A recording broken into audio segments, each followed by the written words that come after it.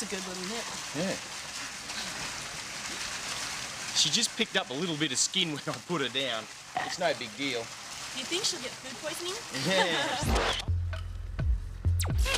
This is Lucy, and she's one feisty Sheila. How's that? Striking straight at me.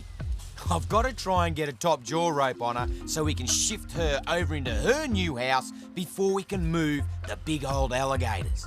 Now, this is not going to be easy. Crocodiles are the masters of mud. They can dig in, bury down, and it's really, really difficult to manipulate a rope over their top jaw.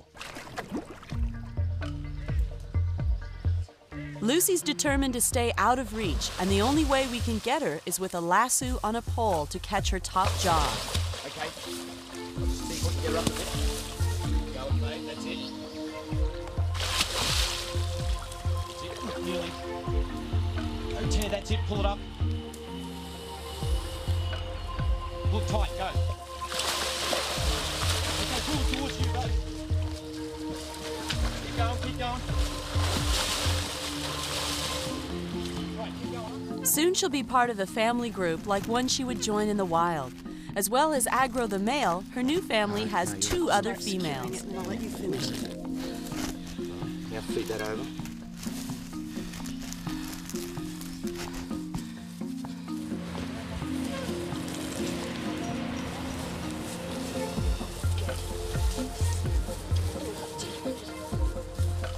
By crikey, she's a feisty, tough little girl. She's going to be a perfect match for Agro. I guess you could say a crocodile family group in the wild is a bit like a harem. It's standard to have one male and a number of females in a single territorial range.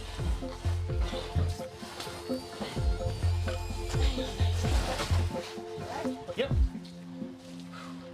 It's very important when you're catching crocodiles to move as quickly and precisely as possible, because what happens is they're a real flight or fright animal, and when they expel energy and adrenaline, they get a lactic acid build up in their own body. So it's important that we work really, really hard and really fast to get over and done with so as we can get her in a new pond.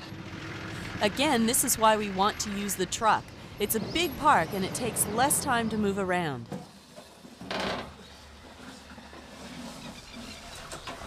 Right? Okay.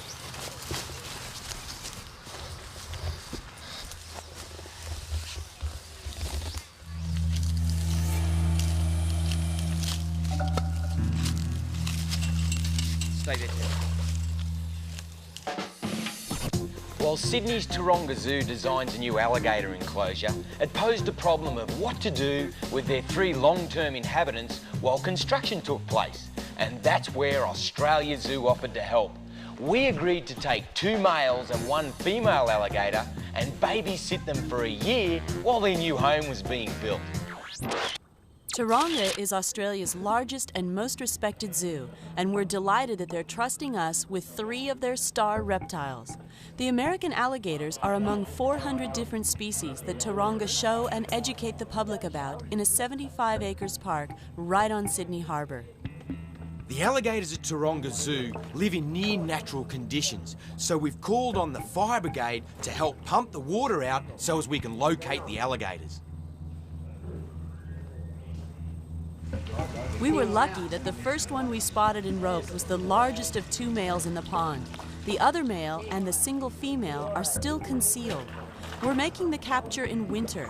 Like all reptiles, alligators aren't as active in the cooler weather. Their reactions slow down, and it should be safer for all of us. Pumping out most of the water helped protect us from hidden alligators, but it also made things dangerous in another way. The thick, slimy mud leaves us vulnerable. If it's not slippery, it's sticky. And mud like this can slow you down when what you really want is speed and space to react. We're down in the mud with Taronga Zoo's curator of reptiles, Trent Russell. He's overseeing the entire operation, and he's very focused on the handling of the animals. These animals haven't been handled or touched for over 30 years.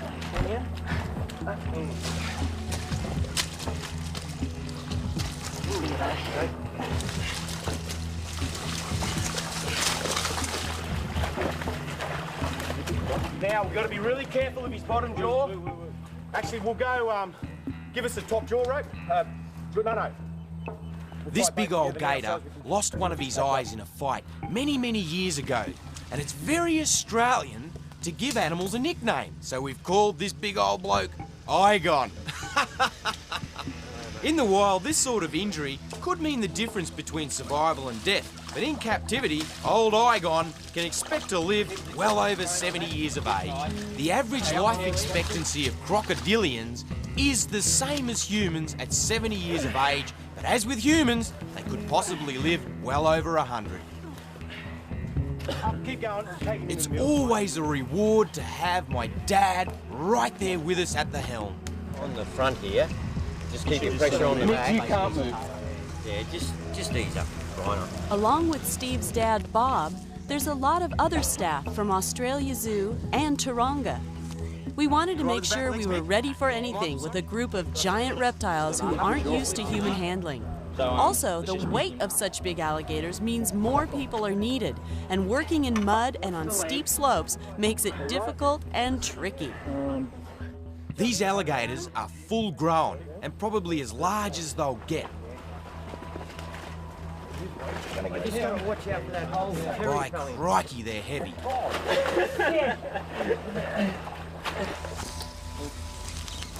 We've got to be very careful to tuck their feet in and be nice and gentle. Which isn't all that easy when you're up to your armpits in mud. Oh, and up to your armpits in alligators. An alligator is